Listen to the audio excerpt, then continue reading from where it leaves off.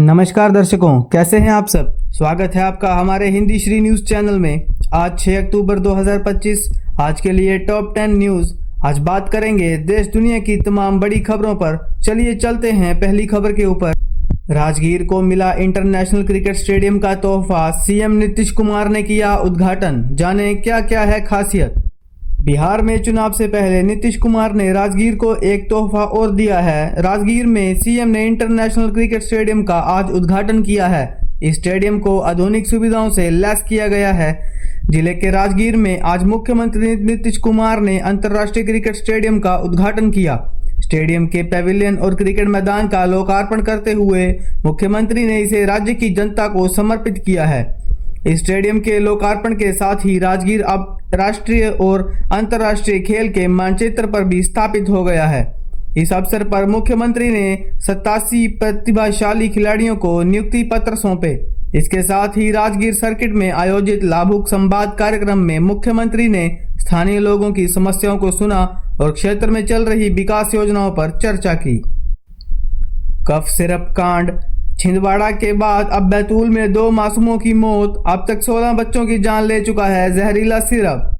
छिंदवाड़ा जिले में 14 बच्चों की मौत के बाद अब बैतूल जिले के आमला ब्लॉक में 2 मासूम बच्चों की संदिग्ध परिस्थितियों से मौत में हड़कंप मच गया है। दोनों का इलाज परसिया के एक ही निजी डॉक्टर से हुआ था। परिजनों ने कफ सिरप पर शक जताया है।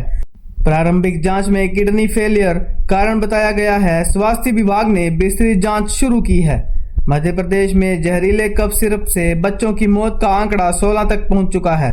छिंदवाड़ा जिले में 14 बच्चों की मौत के बाद अब बैतूल जिले के आमला ब्लॉक में 2 मासूम बच्चों की संदिग्ध परिस्थितियों में मौत से हड़कंप मच गया है। प्रारंभिक जांच में इन बच्चों की मौत का कारण भी किडनी फेल होना बताया जा रहा है। बीएसएनएल के 30 दिन वाले सस्ते प्लान ने यूजर्स को दी राहत। कम खर्चा में मिलेगा बहुत कुछ। बीएसएनएल ने हाल ही में 30 दिन वाला सस्ता रिचार्ज प्लान उतारा है, जिसमें यूजर्स को अनलिमिटेड कॉलिंग के साथ कई बेनिफिट्स मिल रहे हैं। बीएसएनएल का ये प्लान देश के सभी टेलीकॉम सर्कल में उपलब्ध है।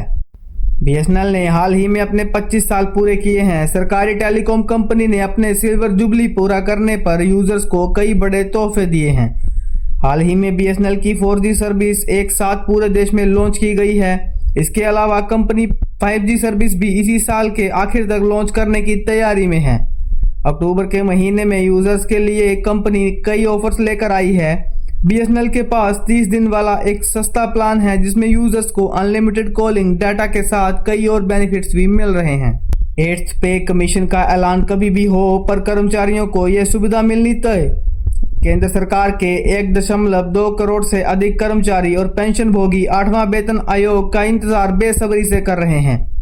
हालांकि सरकार ने जनवरी 2025 में इसके गठन की घोषणा की थी, लेकिन अब तक आयोग के संदर्भ की शर्तें अंतिम रूप नहीं दिया जा सका, जिससे 1 जनवरी 2026 से इसके लागू होने की समय रेखा पर संशय गहरा गया है।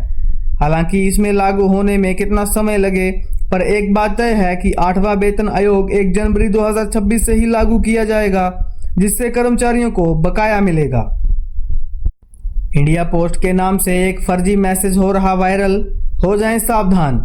इंडिया पोस्ट के नाम पर एक फर्जी मैसेज सर्कुलेट हो रहा है। जांच में पाया गया है कि इंडिया पोस्ट के नाम वायरल मैसेज पूरी तरह से फर्जी है। कोई सोशल मीडिया पर आए दिन कोई न कोई वीडियो या फोटो वायरल होती रहती है। इसमें से कई का तो सच्चाई से दूर दूर तक कोई नाता नहीं होता, या यूं कहें कि पोस्ट और वीडियो को गलत या भ्रामक दावे से वायरल किया जाता है। ऐसे ही में इंडिया पोस्ट के नाम पर एक मैसेज वायरल है, जिसमें बताया गया है कि आपका पैकेज गोदाम में पहुंच गया है और आपसे पैकेज के वापस लौटने से बचाने के लिए 24 घंटे के भीतर अपना पता अपडेट करने के लिए कहा गया है। जब इसके तथ्य की जांच की गई तो ये पूरी तरह से फर्जी निकला। ऑटो इंडस्ट्री में छंटनी का दौर, 3000 कर्मचारियों को बेरोजगार कर सकती है रेनॉल्ट। ऑटो सेक्टर में छंटनी की खबरें एक बार फिर सुर्खियों में हैं।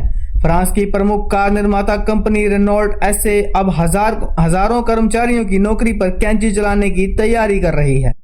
टीसीएस, माइक्रोसॉफ्ट जैसी आईटी सेक्टर की दिग्गज कंपनियों के बाद अब ऑटोमोबाइल सेक्टर में भी छंटनी की आहट सुनाई दे रही है।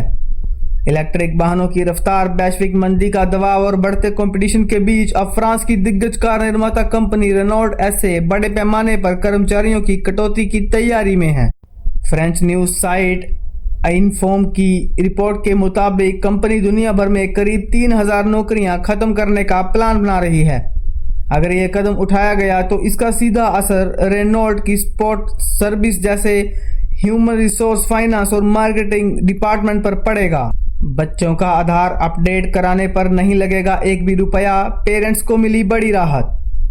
आधार कार्ड को लेकर बच्चों और उनके माता पिता के लिए एक बड़ी खुशखबरी सामने आई है। Unique identification authority of India UIDAI ने बच्चों के आधार कार्ड अपडेट करने के लिए लगने वाले सभी चार्ज खत्म कर दिए हैं। अब 5 साल से लेकर 17 साल तक के बच्चों का बायोमेट्रिक अपडेट बिल्कुल मुफ्त होगा। सरकार के इस फैसले से देश भर के करोड़ों पेरेंट्स को बड़ी राहत मिलने वाली है।